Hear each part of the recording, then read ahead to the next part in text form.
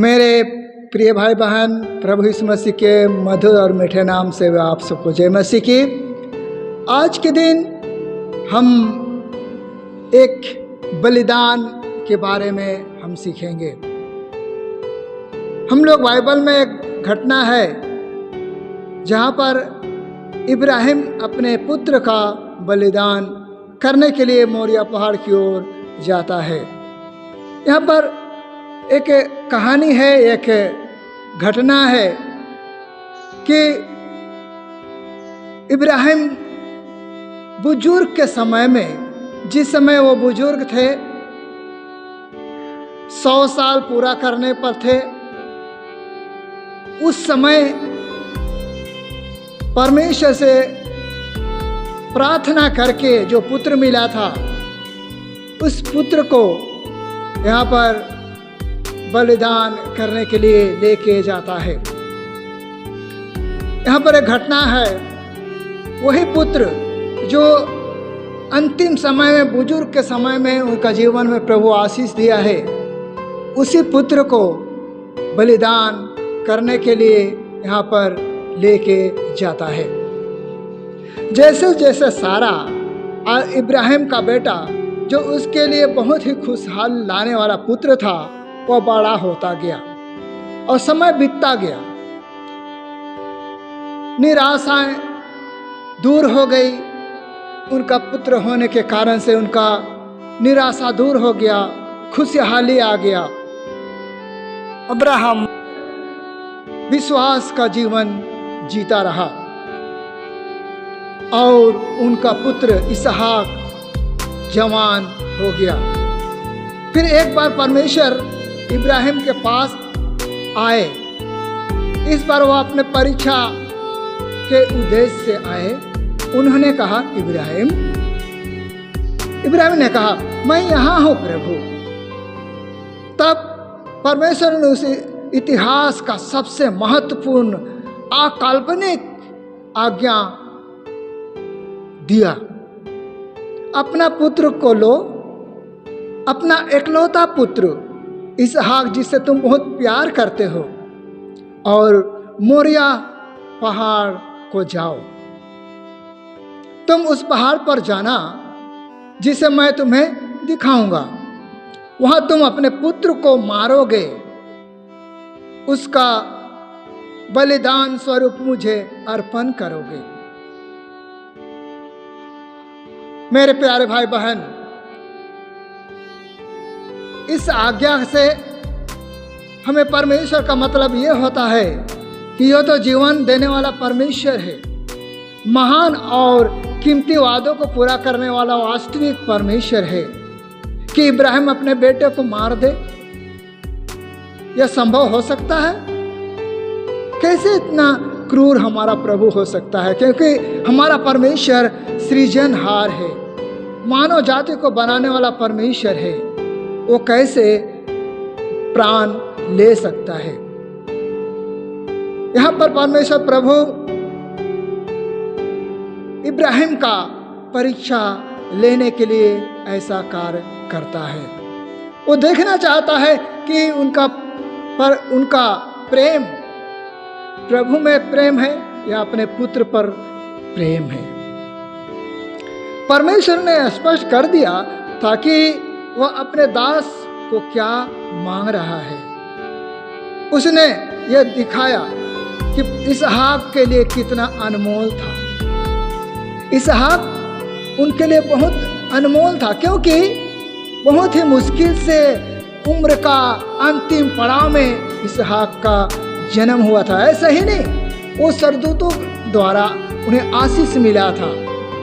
वही पुत्र को प्रभु यहाँ पर मांगता है। यहाँ पर वो सोच रहा होगा, इब्राहिम सोच रहा होगा कि इतना दिन तक हम इसे जवान किए, 25 साल तक जवान किए। कई बार उनके जीवन में कई प्रकार का बातों को सोचा होगा। जवान होगा, मेरे बुढ़ापे का सहारा होगा। और फिर यहाँ पर देखने के लिए मिलता है, पढ़ने के लिए मिलता है कि उसे परमेश्वर मांग रहा है। उनका आज्ञाकारिता, यह एक कट्टरपंथी आज्ञाकारिता थी। शायद इब्राहिम के लिए अपना जान देना ज़्यादा संभव होता, बजाय कि उसका पुत्र का बलिदान करना। हम इस कहानी में पढ़कर हैरान हो जाते हैं। हमें हैरानी होती है कि किसी और के लिए इब्राहिम को ऐसा आज्ञा देना भयानक होता। इस कहानी के माध्यम से परमेश्वर एक महत्वपूर्ण विचार से हमें प्रेरित करता है। परमेश्वर के प्रति वफादारी उत्तम है, इस बारे में हमें सीखने के लिए मिलता है। उस पर भरोसा करना सबसे ज़्यादा महत्वपूर्ण है। बाकी सब वफादारी, चाहे पुत्र का जीवन क्यों ना हो, सारी सृष्टि परमेश्वर के प्रति हमारा भक्ति सबसे पहले हो। और परमेश्वर जो सारी सृष्टि का सृजनहार है, निर्माता है, जीवन और मृत्यु उसके हाथों की रचना है।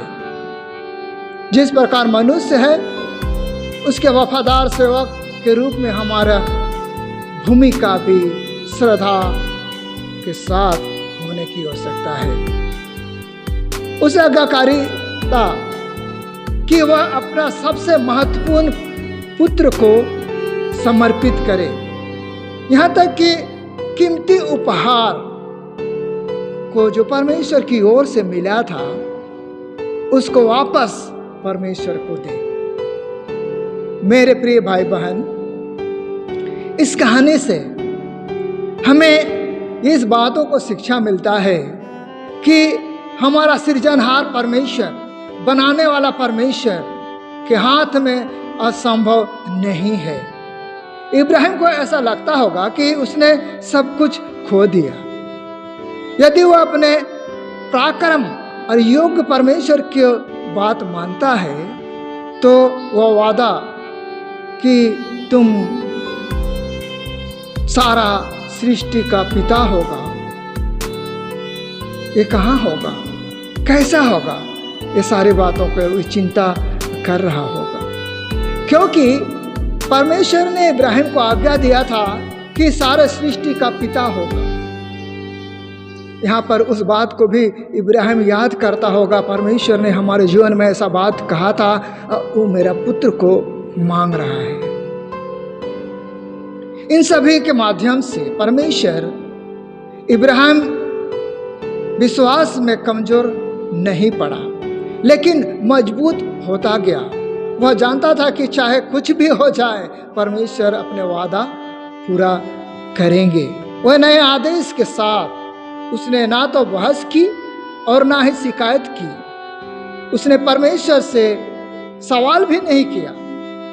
वह अपने सामर्थी परमेश्वर के प्रति आज्ञाकारिता में कदम रखने में सफलता हासिल की, चाहे उन्हें निर्देश कितना भी भयानक हो। इब्राहिम की वफादारी पूरी तरह से परमेश्वर के लिए ही थी। वह तुरंत आज्ञा मानने वाला था। अगले दिन सुबह उठा, वह जाने के लिए तैयार हो गया। उसने अपने गधे पर लकड़ी बांधी। उनके दो सेवक उनके सारे सामान का इकट्ठा किया।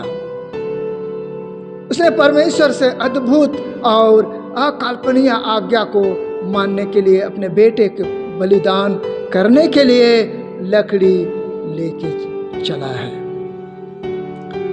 और फिर से यात्रा पर निकल गए। लगभग 50 मील की यात्रा थी। वादा का देश गुजरते समय इब्राहिम कितना अकेला महसूस कर रहा होगा। 3 दिन चल रहा है। कितना बात उनके मन में आ रही होगी, कितना निराशाएं होगी। 3 दिन के बाद परमेश्वर ने 3 दिन के बाद इब्राहिम ने ऊपर की ओर दृष्टि उठाई। दूर से उसने वो स्थान देखा जहां परमेश्वर उन्हें लिए जा रहे थे। वह मोरिया की चोटी थी। एक दिन एक शक्तिशाली राजा एक महान शहर का निर्माण करेगा और वह यरूशलेम कहलाएगा। लेकिन अभी वह उच्च पहाड़ी की एक मंजर भूमि थी और परमेश्वर वहां इब्राहिम को बुला रहा था। वो 3 दिन तक अपने बेटे को लकड़ी अपने बेटे के ऊपर लकड़ी पकड़ाया होगा और साथ में चल दिए हैं। इब्राहिम ने सेवकों को रुकने के लिए कहा। जब पहुंच गया उस स्थान पर, इब्राहिम ने अपने सेवकों को वहीं रुकने के लिए कहा और कहा कि जब तक हम लौट नहीं आते तब तक तुम यहीं ठहरे रहना। इसहाक का बलिदान करने की उसकी यह योजना थी, लेकिन वह निश्चय था कि वह अपने बेटों को लेकर साथ वापस आएगा। उसने उन पुरुषों के साथ गधे को छोड़ दिया और मोरिया के पर्वत के ऊपर चले गए। इब्राहिम ने एक विशेष छुरी और आग ली। इसहाक ने लकड़ियाँ उठाई। क्या यह समझ पाया कि उसके बलिदान के लिए है? क्या उसे संदेह हो रहा था? इसहाक ने अपने पिता से कहा, पिताजी। इब्राहिम कहता है, हाँ पुत्र। इसहाक ने कहा, मैं लकड़ी और आग तो देखता हूं, किंतु वह मेमना कहाँ जिसे हम बलिदान के रूप में जलाएंगे? इब्राहिम ने उत्तर दिया, पुत्र, परमेश्वर बलि के लिए मेमना स्वयं जुटा रहा है। वे उस जगह पर पहुंच गए जहां पर जाना था। वहां इब्राहिम ने एक बलि की वेदी बनाई। इब्राहिम ने वेदी पर लकड़ियां रखी। तब इब्राहिम ने अपने पुत्र को बांधा। इस समय में भी इब्राहिम कितना व्याकुल होगा, लेकिन व्याकुल होने के साथ साथ वो परमेश्वर का जो योजना था, जो आज्ञा था, उसको पूरा करना उसका जीवन का लक्ष्य था। मेरे प्यारे भाई बहन, इब्राहिम का हृदय में क्या बीत रही होगी? परमेश्वर की ओर से विचार कैसे हो रहे होंगे? परमेश्वर की ओर ही ब्याह था उसके मन में होगा। बाप बेटा का जो रिश्ता था क्या कैसा गुजर रहा होगा जब इब्राहिम को अपने परमेश्वर की आज्ञा माननी पड़ रही होगी। और अपने पुत्र को बांधा और बलिदान चढ़ाने वाले वेदी पर उसको रख दिया। तब इब्राहिम ने अपनी छुरी निकाली और अपने पुत्र को मारने को तैयार करने लगा। तब यहोवा ने दूत से इब्राहिम को रोक दिया। दूत ने सोच से पुकारा और कहा, इब्राहिम, इब्राहिम। एक बार फिर इब्राहिम ने कहा, मैं यहाँ हूं। वह अंत तक आज्ञा का पालन करने के लिए तैयार था। उसने कहा, तुम अपने पुत्र को मत मारो अथवा उसे किसी प्रकार का चोट ना पहुंचाओ। मैंने अब देख लिया कि तुम परमेश्वर का आदर करते हो और उसकी आज्ञा मानते हो। मैं देखता हूं कि तुम अपने एकलौते पुत्र को मेरे लिए मारने के लिए तैयार हो गए। परमेश्वर ने मौलिक रूप से इब्राहिम का परीक्षा ले रहा था। इब्राहिम का शक्तिशाली आंतरिक विश्वास उसका जीवन का आधार था। परमेश्वर ने उनसे परीक्षा लिया कि इसहाक को खो दे। सवाल यह था कि क्या इब्राहिम अपने विश्वास को खरा उतरेगा? परमेश्वर ने अपने दास को आज्ञाकारिता में लगे रहते हुए 3 दिनों तक पैदल चलते देखा कि किस प्रकार वह परमेश्वर का आज्ञा का अनुसरण कर रहा है, दिल से अनुसरण कर रहा है। उसने देखा कि किस प्रकार इब्राहिम ने लकड़ी को लगाया और चाकू लिया। उसने सबसे बुरी मृत्यु का सामना किया, अपने बेटे की मृत्यु। वह परमेश्वर को दुनिया के सबसे कीमती चीज देने को तैयार था और उसे परमेश्वर का वादा पूरा किया। जो इब्राहिम ने किया था उसे परमेश्वर ने अपने कोमल शब्दों से कहता है, कहा, तुम मेरे लिए अपने पुत्र को मारने के लिए तैयार थे। यह तुम्हारा इकलौता पुत्र था, तुमने मेरे लिए ऐसा किया।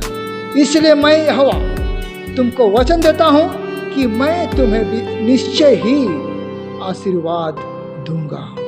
मैं तुम्हें उतने वंशज दूंगा जितने आकाश के तारे हैं। ये इतने अधिक लोग होंगे जितने समुद्र तट पर बालू के कण, और तुम्हारे लोग अपने सभी शत्रुओं को हराएंगे। संसार के सभी राष्ट्र तुम्हारे परिवार के द्वारा आशीषित होंगे। मैं इसलिए करूंगा क्योंकि तुमने मेरी आज्ञा का पालन किया है।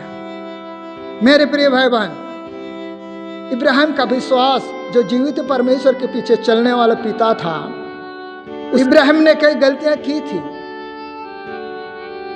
उन्होंने 2 अलग अलग राजाओं को अपनी ही पत्नी को दे दिया था, लेकिन अंत में परमेश्वर ने उसका कट्टरपंथी पूरा विश्वास बलिदान में एक महान आदर्श था। मेरे प्रिय भाई बहन, यहां पर परमेश्वर